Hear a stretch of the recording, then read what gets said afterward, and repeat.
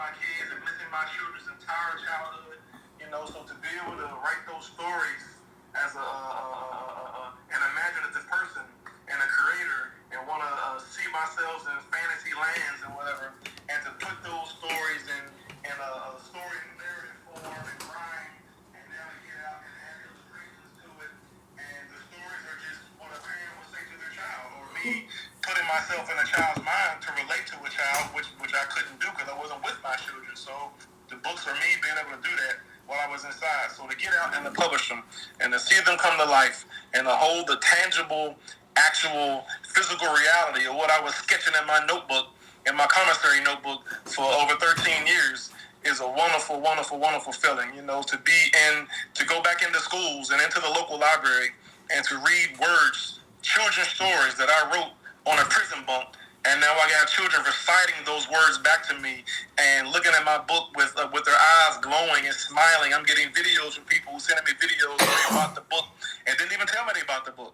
But they buy the book comes in, and they give it to the child, and then they record the child holding the book and looking up and smiling. It's just been a very, very, very overwhelming feeling, and I'm so glad that I'm able to see this come to life and see, like, it's possible. And now I can tell these stories to my guys and to my dudes on the inside to be like, yo, it's real. It can really happen, And on another note, to be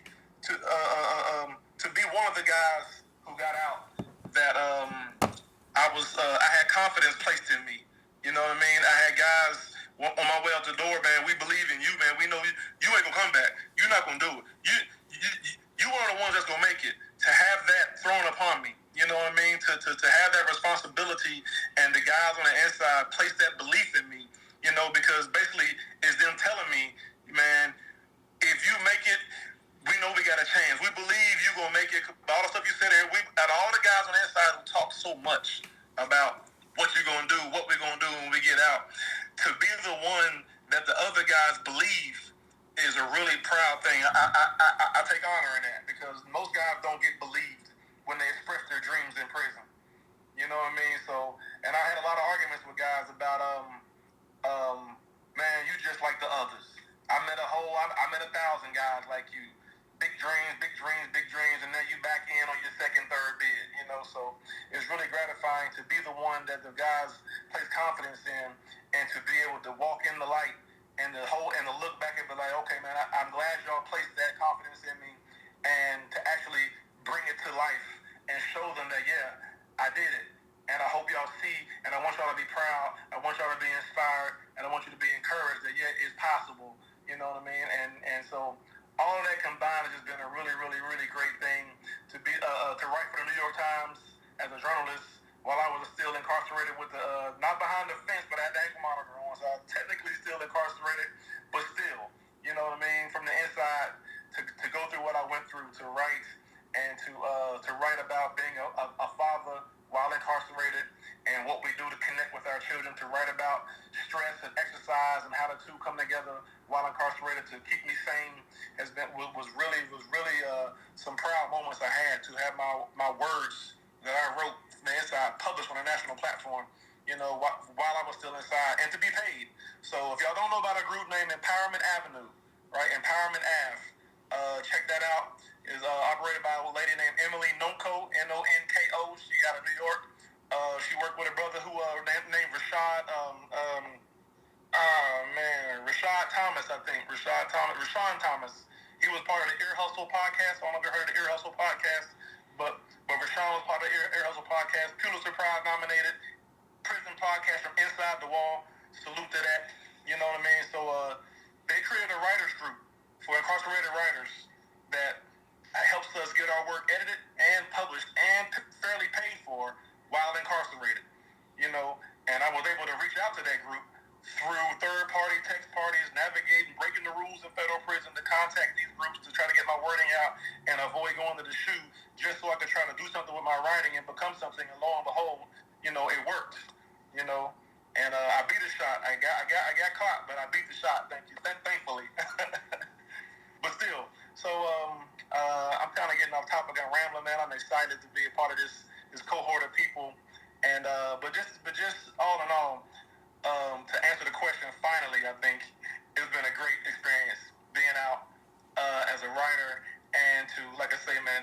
my words that I've written in my notebook come to life in a published book, and the people take the book and tell me that they've been inspired by a poem.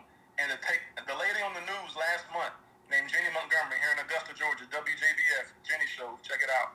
She interviewed me, and I didn't know she had bought the book, and she was inspired by a poem, and she put words from my poem on the TV, on the teleprompter, for the whole region to see, and she read it, and she told me how she was impacted by it, and I didn't know she was going to do that. It was an amazing thing because those words were written from a prison cell.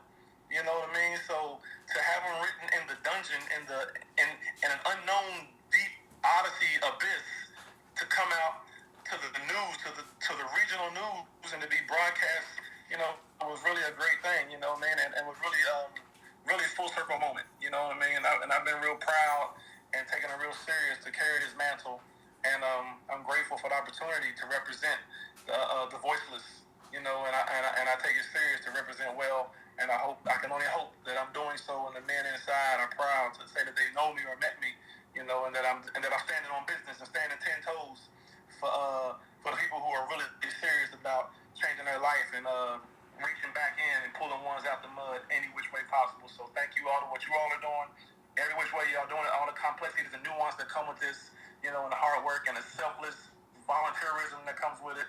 And to my brothers that are still incarcerated, man, hey man, they can't hold you forever, man. Even if they think they can't hold you forever, they not holding you even when they think they are. So to stay up, and you know, I got a double salute to everybody. And I'm sorry for rambling so long, but you know, along with being a writer, I'm a talker too.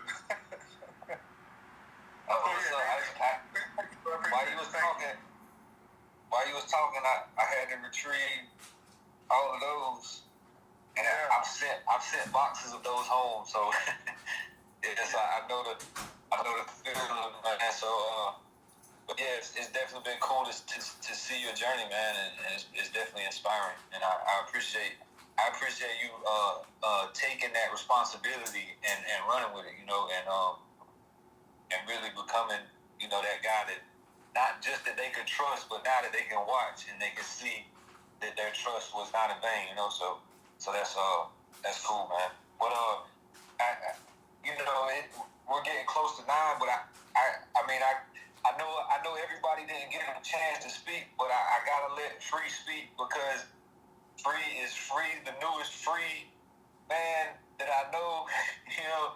And so and my main question for Free is that you know, he fought the system by himself. You know, he fought against a system that didn't want to let him go. You know, and so my question, I guess I kind of asked you in the question that I wrote, but really, my question is like, you know, how did it feel like when, you know, you finally won? You know, he was sitting in here for months. He got me my job while he was already free. He was already a free man. They was just holding him. You know, he had did that paperwork. And he had become a paralegal. He had done all of that stuff forever ago. And then they finally let him go randomly, you know, I don't know, what is it? How long was it, bro? Like, you know, that's my question is like, how did all of that feel? And what was the biggest part of that for you? You muted. I apologize. Can you hear me now? Yeah. Oh man, it's overwhelming. It's still overwhelming, and I'm like Aaron. I don't want to, you know, just say a lot at once, but it's still overwhelming. And 3 months home, I look back and it's I ain't gonna lie to you. The fact that I'm talking to you, and the fact that I literally just came back there with you, it almost even tugged the emotional string with me a little bit. I ain't gonna lie to you, bro. It's surreal. And I've been asking myself question. I'm gonna be all over the little place a little bit, but I seen the sister Lou said something about the brother Robert said. So also it struck me that you cannot live the life you know that you've imagined. But what's crazy is that Ben know me personally. Even behind those walls, I felt like I was alone so long. But I had to fight for justice on a whole nother level. I didn't start learning law like after a couple years of being incarcerated. I knew I shouldn't have been incarcerated, but street codes, not saying things, not being involved with a crime, and then getting locked up and having my whole life snatched before my eyes. The whole 30 years, I went back there from day one. I started learning law, and I tried to figure out what in the hell these people did to me. And ever since then, it made me radical. It made the authority didn't like me. I grieve everything. I request for everything. He'll tell you I fight possibly every officer and authority that told me that I was wrong. So what's crazy is that psychologically, while I was back there, all I've imagined was everything, the life that I could live, and the person that I wanted to be. And I remember a guy who was really helping me find myself one time because I was confused with religion, with myself, the politics. I was just confused because prison is not everything that's in black and white. Clearly was not in black and white while we was back there, and we was fighting all those issues. And I remember a guy asked me, I was like, I don't want to be AMP no more, because AMP had a bad name. I was always AMP. I had bad reputation, drug dealing, everything like that. So I told him I just want to be free, and it stuck with me. And I told myself, and that's the same thing. That's why David say I still call him Ben Free. His name in my phone, Ben Free.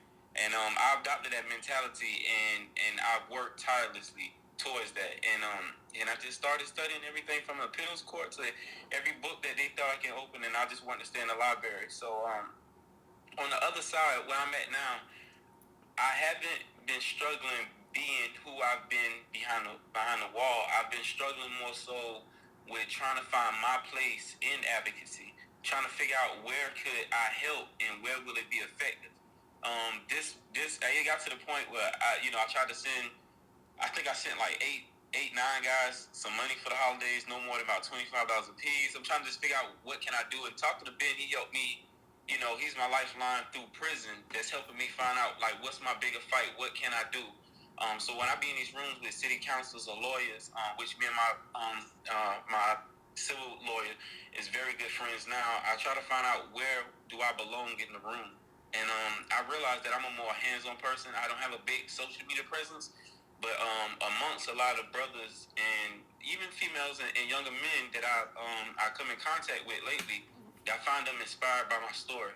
And the fact that even the Supreme Court still isn't even thinking about considering taking me back to trial. And the simple fact they more so worried about wrongful conviction compensation and with a leg monitor on my leg. And I'm doing everything to the T. I'm working now, which finding balance after 10 years was kind of hard for me. So I had to find a job and just living the life that I imagined in all my notebooks in my journey. It was hard to bring that into fruition, especially in the first 90 days free. My daughters aren't 3 and 6 no more. They're 13 and 16 now. So, everything has just been a big transition. But I still have a lot of great friends, great brothers, and a lot of brothers who inspired me so much, including Ben, that when I've been in prison. Even when I dealt with violence and things of that nature, I literally been stabbed multiple times. Ben was right there to help me out. This has happened at Broad River. So we dealt with a lot of different things. Long story short, everything that I've learned in prison, everything that I've encountered, endured, I never forget, and I haven't forgotten yet, and I haven't forgot everything that I've been through. And I'm using all of that pain, the memories, and to tell my story and do my part. I'm getting right now Credible Messengers. I think they have a class on certification, so I could be a certified counselor. Although I'm unordained, I'm doing everything. I'm still mentoring, even around. I got my nephews, my sons. I take them to the court. I work 5 days a week. I go to the court, to the gyms, and I talk to the youth. I tell my story. I let them see my leg monitor. I tell them where I've been, where I came from, and where I'm going. And that's still uncharted waters because I still have a lot more to learn. So from every last one of y'all individually, when y'all drop them links, I will be saving because even when I was behind the wall, I'm gonna tell you what Ben will tell you first and foremost. The reason why it make me emotional is because he know that I was one of the ones that was in prison that was not scared to tell the prison guards about what's wrong. And if anybody knows anything, you think we have a hard part on the outside fighting for it. Imagine being the inside and being a whistleblower. I've been shipped from multiple institutions. I never was able to stay at one institution for more than 3 years. Broad River, Brian Sterling, the deputy director, personally shipped me from that institution personally for being outspoken, for telling about how the conditions of the law library, the food, the programs.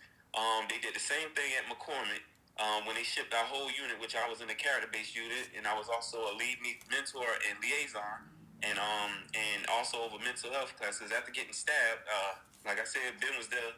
I blacked out. I'm in prison by myself. I'm not in no major religious groups or no gangs. So I took it upon myself to defend myself while I was back there, and I ended up stabbing up 2 gang members, and they put me on mental health caseload. Long story short, so with that PTSD and that strength and fear, I developed a relationship with myself that I had to fight for myself more than anybody. So with that being said and done, advocacy on the outside and the inside was at an alarming rate, and they knew that I would. Even to the last institution I was with Ben, the warden herself shipped me off the yard in the middle of the day on my way going to the law library because I was filing grievances along with guys back there. So I think even the same thing with a lot in my ancestral history with a lot of people that put themselves in positions of leadership or being some type of martyr. I was more fear. I think I had more of a fear of my place for fighting for freedom now on the outside than I did on the inside. Because they had a lock on my body. They locked me. They had the time over my head. I wasn't scared to fight, and I'm not scared to fight now. I'm just unsure as to how and where to, and and my position. So I'm still developing that on the outside, and how can I make that happen with the life that that I'm picking up the pieces from 10 years ago. So the transition has been overwhelming. I'm a writer too. I love music though. I haven't written no books. Everything is just incomplete, but I'm still here. I got great brothers. I strive to get in every organization, try to get a little piece of information from everything that I possibly can. I'm definitely someone who does not mind verbally expressing myself, especially to authority, positively, of course. And I just want to be a better role model for a lot of young brothers that I've seen come up from my neighborhood and from my neck of the woods. There's so many not siblings, but childhood friends that I've seen that got kids that have been killed in South Carolina. I know in every other state too, Chicago, Wisconsin. I'm pretty sure it's bad everywhere, but incarceration is at an alarming rate down in South Carolina. It just seems like this prison industrial system that they have set up is just designed to keep us going and keep us going. I know they want me in there, so I just gonna wrap up to say that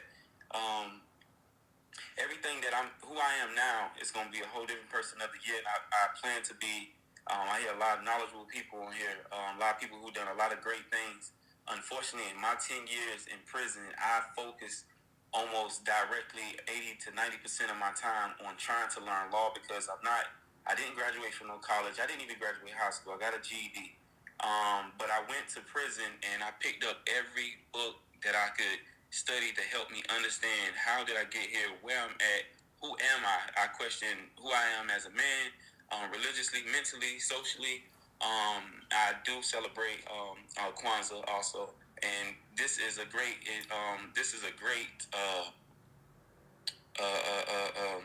what's the word I'm looking for? Example of collective work and responsibility today. And when the brother gave me the call, even though I was going to be with my daughter, the family is all out on Saturday. They left me in the house right now by myself, just so I can be able to speak to my brother because I know he would have did the same for me. I know it's going to take with this elephant, you only can bite one bite at a time. So I'm just thankful for meeting all of y'all. I will be following. I will be listening. I'm not sure exactly how I'm going to continue my journey. I did start Black Dollar Nation. A lot of things is still incomplete. It's been a struggle getting out of prison and really balancing everything out. However, if the Lord and God permit me to have the time that you all had since y'all got out of prison, I'm definitely going to be applying everything that I've learned from y'all and to continue teaching and continue mentoring and just giving my best to help people that has been impacted by injustice. So just want to say that much. Thank you too, Ben, man, and all y'all. Yeah. Yeah, man, that's what's up. Yeah. Hey, so everybody that hasn't already, if you haven't dropped a link or some kind of way in the chat for others to get in touch with you, this is a networking event. That's why That's why I do this. I know that everybody didn't get to speak, and we're dealing with time. So I'm gonna let Miss Jackie. Miss Jackie had one thing she wanted to say, and I'm gonna let her wrap us up. But just please make sure you drop links or however. The purpose of this whole thing is I want all of y'all to know each other. I want y'all to talk to each other. I want y'all to help each other. It's not about me trying to haul everybody up. I want y'all. The only way that we can work is if we work together. Like that's been said multiple times. So I definitely want everybody in contact. And like I said, me and Christina are going to be in touch with a majority of y'all. And we're gonna pencil y'all in for the time that y'all can speak to the class. So but yeah, I'll let Miss Jackie kind of close us out. I'm sorry if those of y'all. I know. Please don't. Please don't be too mad at me. But we this time we got it ain't enough. We can never have enough time because we all got we all got these traumas. We all got these stories. We got these things we need to get out. So I'm gonna let Miss Jackie close this out. And I love all y'all. Appreciate all y'all. I pray for y'all, and I think about y'all constantly. Thank you, man.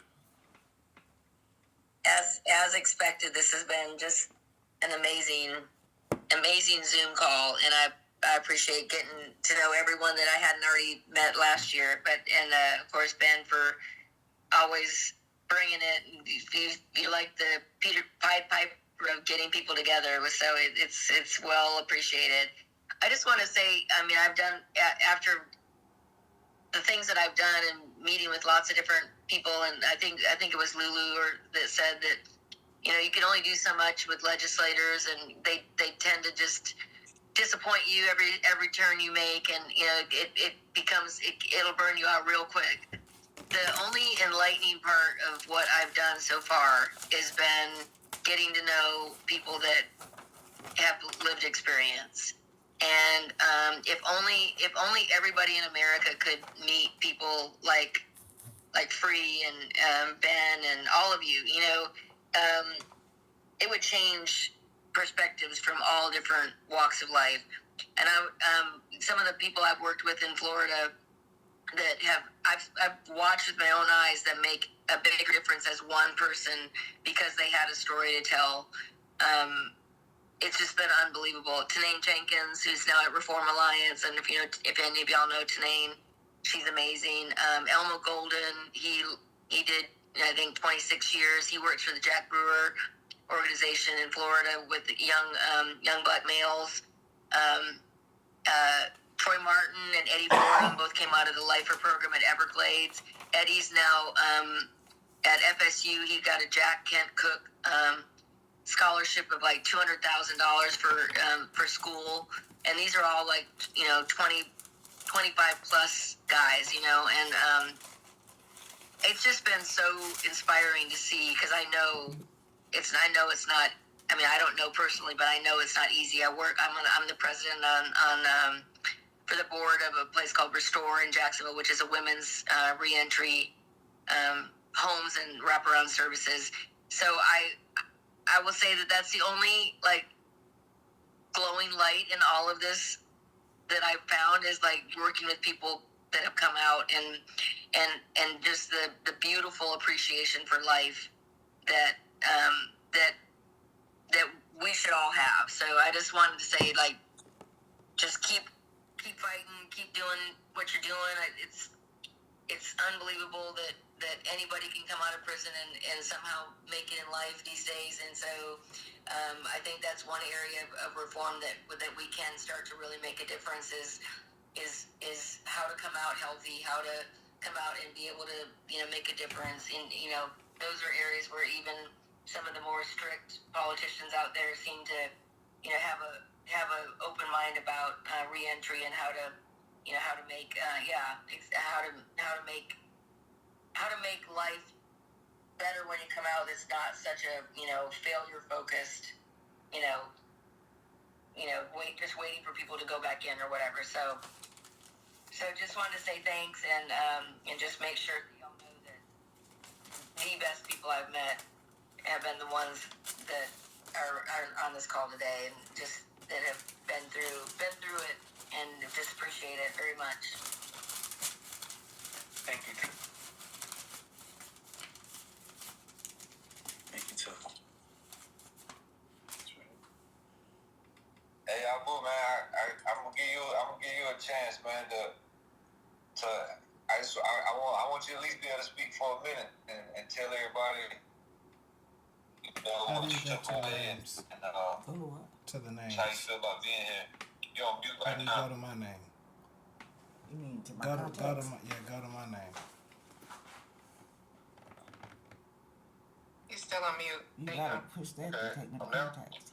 Well, I took away a lot of information that I knew that was going to be helpful. Even when I heard Lulu talk about dealing with legislation, because I went to a meeting dealing with policy and legislation at the Sacramento at the White House. I mean at the Sacramento courthouse legislation, and what I realized down there, trying to deal with policy writing and things like that, their mind already made up, and it's hard.